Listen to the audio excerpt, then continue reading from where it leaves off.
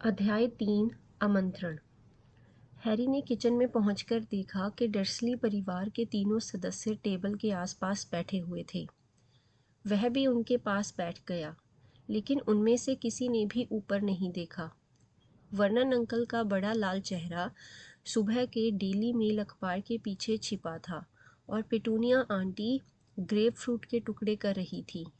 Petunia aunty के होठ उनके घोड़े जैसे दांतों पर भिंचे हुए थे। डडली बहुत गुस्से में दिख रहा था। ऐसा लग रहा था जैसे वह सामान्य से ज़्यादा जगह घेर रहा हो। यह बड़ी अजीब बात थी, क्योंकि वह हमेशा चौकोर टेबल का एक पूरा हिस्सा घेर लेता था। पिटूनिया आंटी ने ग्रेपफ्रूट का 1/4 हिस्सा डडली की प्लेट में रखते हुए कहा, लो डडली बेटा। यह सुनकर डडली ने उन्हें गुस्से से घूर कर देखा। जब से वह गर्मियों में अपना सालाना रिपोर्ट कार्ड लेकर घर लौटा था, तभी से उनकी ज़िंदगी बड़ी दुख भरी हो गई थी। वर्नन अंकल और पिटूनिया आंटी ने डडली के ख़राब नंबरों के लिए हमेशा की तरह बहाने खोज लिए थे। पिटूनिया आंटी हमेशा ज़ोर देकर कहती थीं कि डडली बहुत ही प्रतिभाशाली है, लेकिन उसके टीचर उसकी प्रतिभा को नहीं पहचान पाए हैं। जबकि वर्नन अंकल यह कहते थे कि वे अपने बेटे को गऊ जितना सीधा साधा नहीं बनाना चाहते।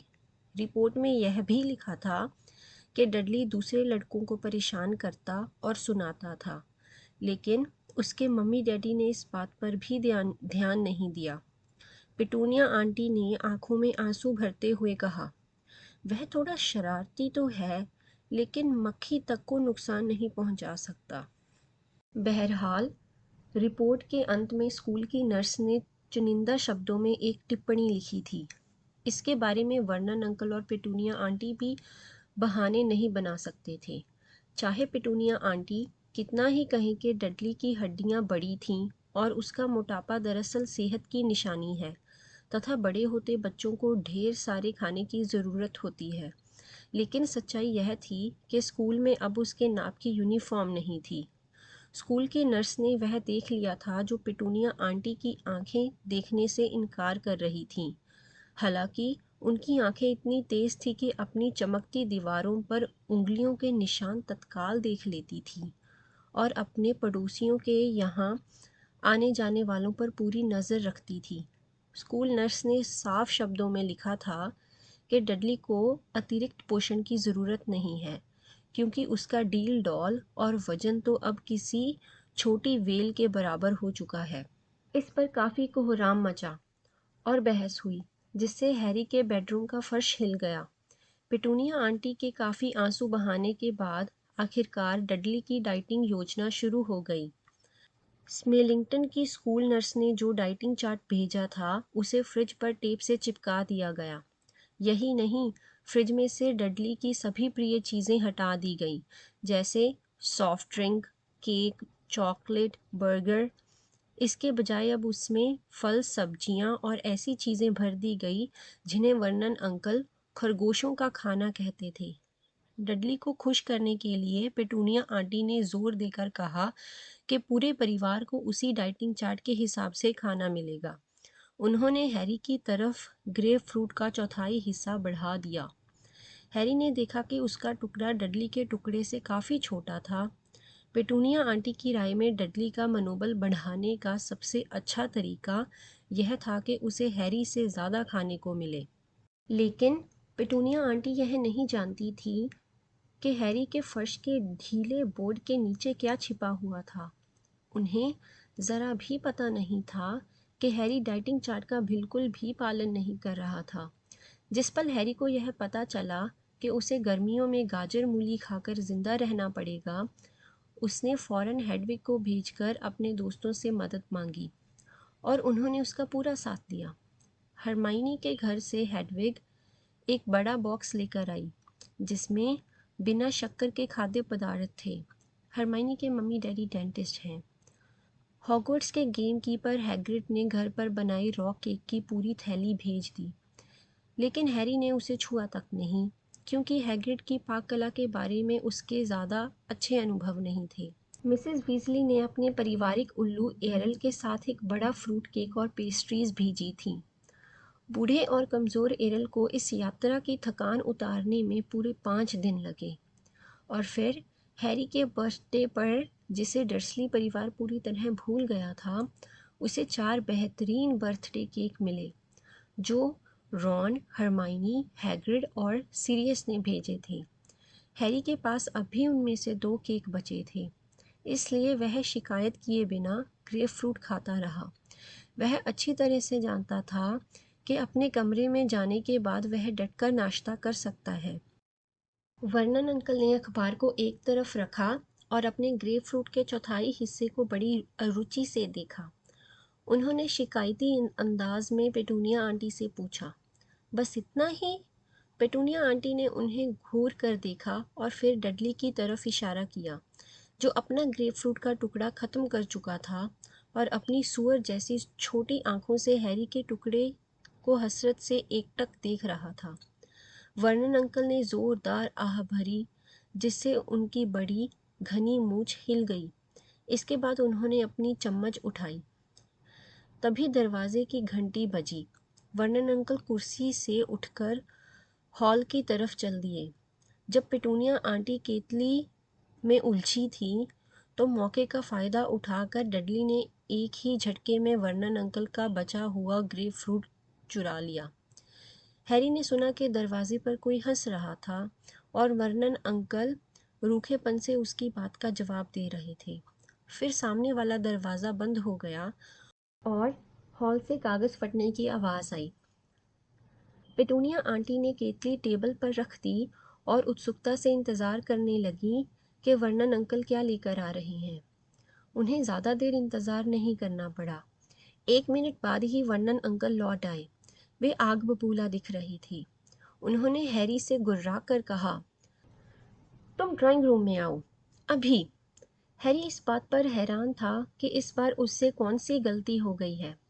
बहरहाल वह उठकर खड़ा हुआ और वर्नन अंकल के पीछे पीछे किचन से बाहर निकलकर ड्राइंग रूम में पहुंच गया। वर्नन अंकल ने दरवाजे को तेज़ी से बंद कर दिया।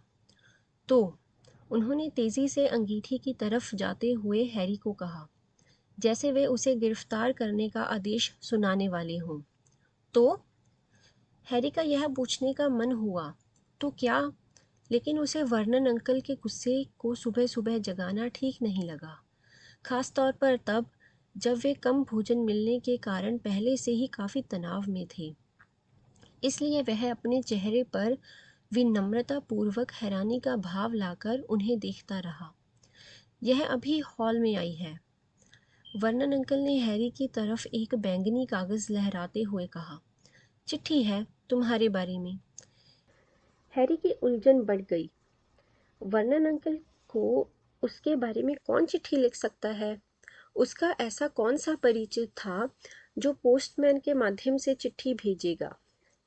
वर्नन अंकल ने हैरी को गुस्से से घूरा और फिर जोर से चिट्ठी पढ़ने लगे। प्रिय मिस्टर और मिसेस डर्सली, हमारा कभी परिचय नहीं हुआ है, लेकिन मुझे यकीन है कि हैरी ने आपको मेरे बेटे रॉन के बारे में काफ़ी कुछ बताया होगा। जैसा कि हैरी ने आपको बताया होगा, अगले सोमवार की रात को क्विडिच वर्ल्ड कप का फाइनल होने वाला है। मेरे पति ऑर्थर जादुई खेल विभाग के इस संपर्कों की बदौलत बढ़िया टिकट लाने में कामयाब हो गए हैं। मुझे उम्मीद है कि आप हैरी को हमारे साथ मैच देखने जाने की इजाज़त दे देंगे, क्योंकि ऐसा मौका ज़िंदगी में कभी कभार ही मिलता है। ब्रिटेन में 30 साल बाद वर्ल्ड कप हो रहा है और टिकट बड़ी मुश्किल से मिले हैं। अगर हैरी गर्मी की बची हुई छुट्टियों में हमारे घर रहेगा तो हमें खुशी होगी। हम उसे स्कूल जाने वाली ट्रेन में सुरक्षित बैठा देंगे। यह सबसे अच्छा रहेगा कि आप अपना जवाब हैरी को बता दें, ताकि वह सामान्य तरीके से हमें खबर दे दे। इसकी वजह यह है कि मगलू पोस्टमैन हमारे घर पर आज तक कभी भी चिट्ठी नहीं लाया है और मुझे लगता है उसे यह पता ही नहीं होगा कि हमारा घर कहाँ है। हैरी को जल्दी देखने की आशा में, आपकी मॉली वीज़ली। मुझे आशा है कि हमने पर्याप्त टिकट लगा दिए होंगे। वर्नन अंकल ने चिट्ठी पढ़ना बंद करके अपना हाथ जेब में डाला और उसमें से एक चीज़ बाहर निकाली। वे गुर्राकर बोले, इसे देखो। उनके हाथ में वह लिफाफा था जिसमें मिसेस वीजली की चिट्ठी आई थी। हैरी ज़ोर से हंसने वाला था, लेकिन उसने खुद को रोक लिया। पूरे लिफाफे पर टिकट ही टिकट लगे हुए थे। सिर्फ सामने की तरफ 1 इंच की जगह खाली छूटी थी, जिसमें मिसेस वीजली ने छोटे छोटे अक्षरों में डर्सली दंपत्ति का पता लिखा था। उन्होंने पर्याप्त टिकट तो लगाए हैं, हैरी ने इस तरह कहा जैसे मिसेस वीजली जैसी गलती कोई भी कर सकता था। वर्नन अंकल की आंखें गुस्से से लाल हो गईं। पोस्टमैन बहुत हैरान था। उन्होंने दांत भींचते हुए कहा, वह यह जानने के लिए बेताब था कि यह चिट्ठी कहाँ से आई है, इसलिए उसने घंटी बजाई थी। उसे यह बात बहुत अजीब लग रही थी। हैरी ने कुछ नहीं बोला। किसी और को यह समझ में नहीं आता कि वर्नन अंकल ज़्यादा टिकटों के बारे में इतने परेशान क्यों थे, लेकिन हैरी डर्सली परिवार के साथ बहुत लंबे समय से रह रहा था और वह अच्छी तरह से जानता था कि वे लोग हर असामान्य बात के बारे में बहुत संवेदनशील हैं। डर्सली परिवार का सबसे बड़ा डर यह था कि कहीं किसी को यह पता न चल जाए कि उनका मिसेस वीजली जैसे लोगों के साथ किसी भी तरह का संबंध है, चाहे वह संबंध कितनी ही दूर का क्यों ना हो। वर्नन अंकल अब भी हैरी को गुस्से से घूर रहे थे।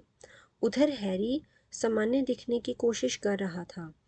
अगर उसने कोई मूर्खतापूर्ण बात या काम नहीं किया तो उसे ज़िंदगी की सबसे मज़ेदार चीज़ मिल सकती है।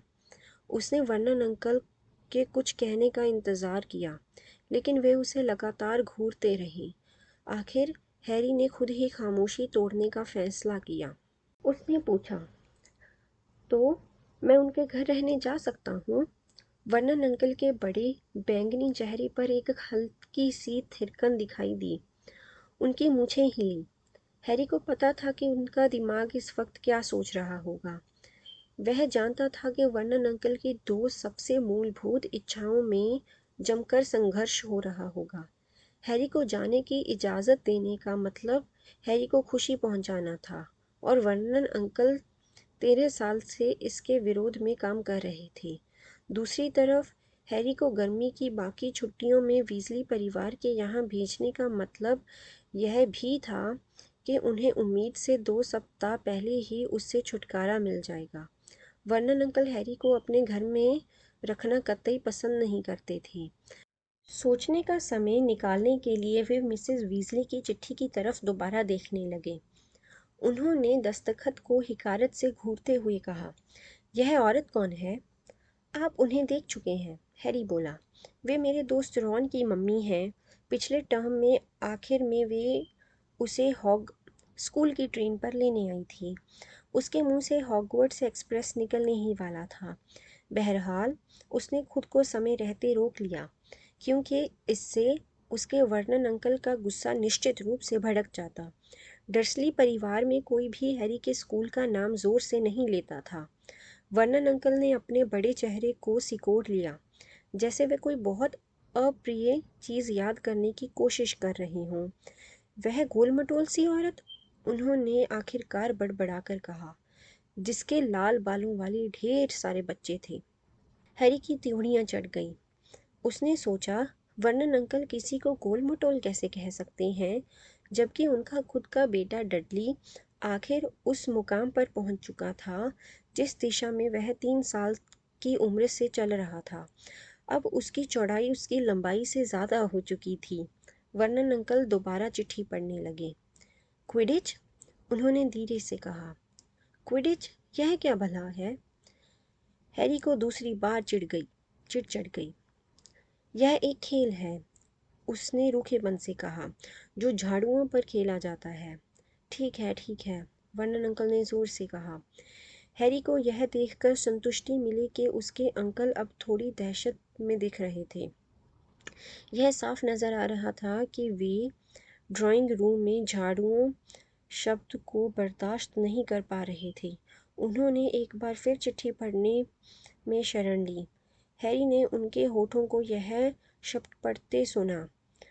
आप अपना जवाब हैरी को बता दें ताकि वह सामान्य तरीके से हमें खबर दे दे। उनका मुंह बन गया। उन्होंने पूछा, सामान्य तरीके से उसका क्या मतलब है? जो हम लोगों के लिए सामान्य है, हैरी ने कहा, और इससे पहले कि उसके अंकल उसे रोक पाते, उसने तुरंत कह दिया, उल्लू द्वारा चिट्ठी भेजना। यही जादूगरों का सामान्य तरीका है। वर्नन अंकल इससे गुस्से में आ गए, जैसे हैरी ने कोई बहुत ही गंदी बात कर दी हो। गुस्से से कांपते हुए उन्होंने डरकर खिड़की की तरफ देखा, जैसे उन्हें यह उम्मीद हो कि उनके पड़ोसी कांच का कान लगाकर उनकी बातें सुन रही हों। तुम्हें यह कितनी बार बताना पड़ेगा कि मेरे घर में किसी तरह की अजीब बात का जिक्र नहीं होना चाहिए, उन्होंने फुफकारते हुए कहा। उनके चेहरे का रंग अब भी गहरा जामुनी हो गया था। यह मत भूलो कि तुम यहाँ पर जिन कपड़ों में खड़ी हो, वे पिटूनिया और मैंने तुम्हें दिए हैं। ये तो डडली की उतरन है, हैरी ने ठंडेपन से कहा। यह सच भी था। इस समय वह जो शर्ट पहने था वह बहुत बड़ी थी। उसे इसकी आस्तीन 5 बार मोड़नी पड़ती थी, तब कहीं जाकर उसे अपने हाथ दिखते थे और वह उनका उपयोग कर पाता था। उसकी शर्ट इतनी लंबी थी कि उसकी बहुत चौड़ी जीन्स के घुटनों से भी नीचे तक पहुंच जाती थी। वर्नन अंकल ने गुस्से से कांपते हुए कहा, मैं इस तरह की बात सहन नहीं करूँगा। लेकिन हैरी अब उनके तेवर झेलने के लिए तैयार नहीं था। अब वे दिन लग गए थे जब उसे मजबूरन डर्सली परिवार के हर मूर्खतापूर्ण नियम को मानना ही पड़ता था। वह डडली के डाइटिंग चार्ट का पालन नहीं कर रहा था और उसने यह ठान लिया था कि वर्नन अंकल चाहे जो कर लें, वह वर्ल्ड कप देखने के लिए जाकर ही रहेगा। एक गहरी सांस खींचकर हैरी बोला, ठीक है, तो आप मुझे वर्ल्ड कप देखने की इजाज़त नहीं देंगे। क्या अब मैं अपने कमरे में जा सकता हूँ? मैं अपने गॉडफादर सीरियस को चिट्ठी लिख रहा हूँ। उसने तुरुप का पत्ता चल दिया था। उसने जादुई शब्द कह दिए थे। उसने देखा कि वर्नन अंकल के चेहरे से बैंगनी रंग उड़ गया और यह बुरी तरह से फिंटी हुई ब्लैक करंट आइसक्रीम के रंग का दिखने लगा। तुम तुम उन्हें चिट्ठी लिख रहे हो? वर्नन अंकल ने पूछा। हालांकि वे अपनी आवाज़ को शांत रखने की कोशिश कर रहे थे, लेकिन उनकी छोटी छोटी आंखों की पुतलियां अचानक डर के मारे सिकुड़ गई थी। जी हाँ, हैरी ने सामान्य अंदाज में जवाब दिया। मैंने उन्हें काफ़ी समय से चिट्ठी नहीं लिखी है। आप जानते हैं, अगर उन्हें मेरी चिट्ठी नहीं मिली तो वे सोचेंगे कि मुझे कुछ हो गया है। हैरी इन शब्दों से पड़ने वाले प्रभाव का आनंद लेने के लिए ठहर गया। उसे पता था कि वर्नन अंकल के मोटे, काले और मांग निकले बालों के नीचे मौजूद दिमाग क्या सोच रहा होगा। अगर उन्होंने हैरी को चिट्ठी नहीं भेजने दी तो सीरियस यह सोचने लगेगा कि हैरी के साथ बुरा बर्ताव हो रहा है। दूसरी तरफ अगर उन्होंने चिट्ठी भेजने दी तो हैरी सीरियस को यह बता देगा कि वे लोग हैरी को क्विडिच वर्ल्ड कप में नहीं जाने दे रहे हैं, और इस तरह सीरियस को पता चल जाएगा कि हैरी के साथ सचमुच बुरा बर्ताव हो रहा है। वर्नन अंकल अब एक ही काम कर सकते थे। हैरी को उनके चेहरे पर उनका फैसला इतनी ही स्पष्टता से दिख गया कि जैसे उनकी घनी मूंछों वाला चेहरा आईना हो। हैरी ने अपनी मुस्कुराहट रोकने और अपने चेहरे को सपाट रखने की कोशिश की और फिर, अच्छा, तो ठीक है, तुम इस घटिया, इस बेहुदा, इस वर्ल्ड कप वाली चीज़ में जा सकते हो। तुम इन इन वीज़ली लोगों के से कह देना कि वे तुम्हें यहाँ से ले जाएं।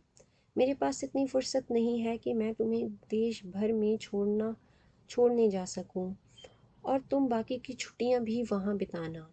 और तुम अपने अपने गॉडफादर को भी यह बात बता देना, उन्हें बता देना उन्हें बता देना कि हमने तुम्हें जाने की इजाज़त दे दी है। ठीक है, हैरी ने खुशी से झूमते हुए कहा। वह मुड़ा और ड्राइंग रूम के दरवाजे की तरफ चल दिया।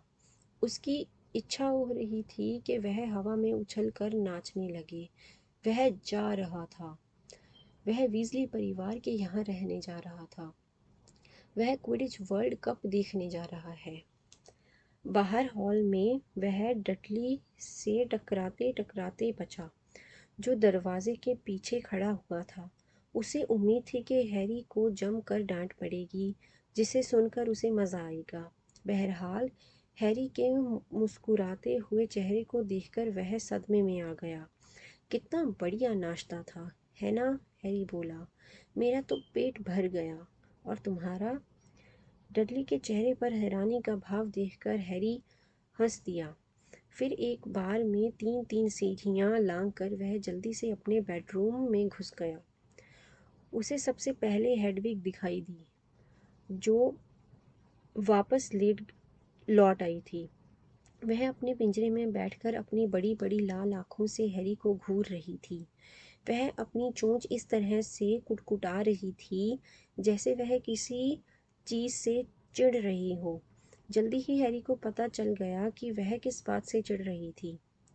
आउच! हैरी बोला। एक छोटी भूरी पंख वाली टेनिस बॉल जैसी चीज़ हैरी के सिर से टकराई। हैरी अपने सर को कसकर मलते हुए देखने लगा कि उससे कौन सी चीज़ टकराई थी। उसे एक उल्लू दिखा, जो इतना छोटा था कि उसकी मुट्ठी में आ सकता था। वह किसी पटाखे की तरह रोमांचित होकर पूरे कमरे में उड़ रहा था।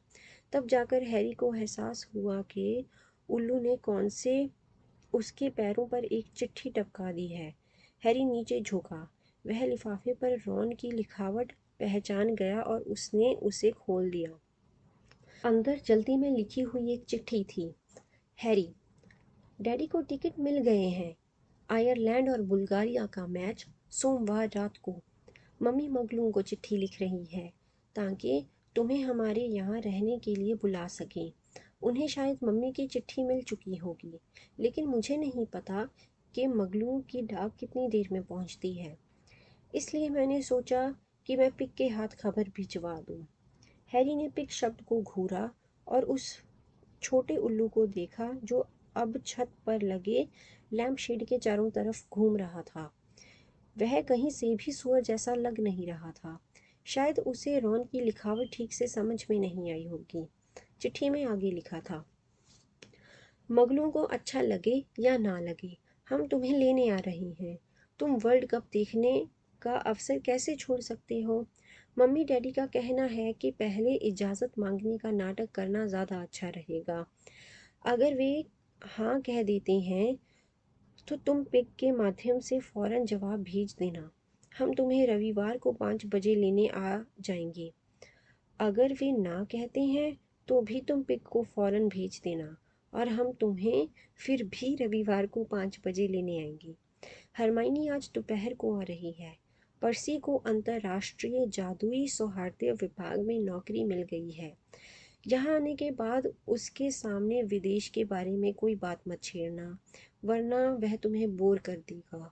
जल्दी से मिलते हैं, रॉन। शांत हो जाओ, हैरी बोला, जब छोटा उल्लू उसके सिर पर मंडराने लगा। वह तेजी से चीं चीं कर रहा था। हैरी को लगा कि शायद वह इस बात पर गर्व कर रहा था कि उसने सही व्यक्ति तक चिट्ठी पहुंचा दी है। यहाँ आओ और मेरा जवाब लेते जाओ। उल्लू उतरकर हेडविग के पिंजरे के ऊपर बैठ गया। हेडविग ने उसे गुस्से से देखा, जैसे कह रही हो कि ज़रा और पास आने की हिम्मत तो करो।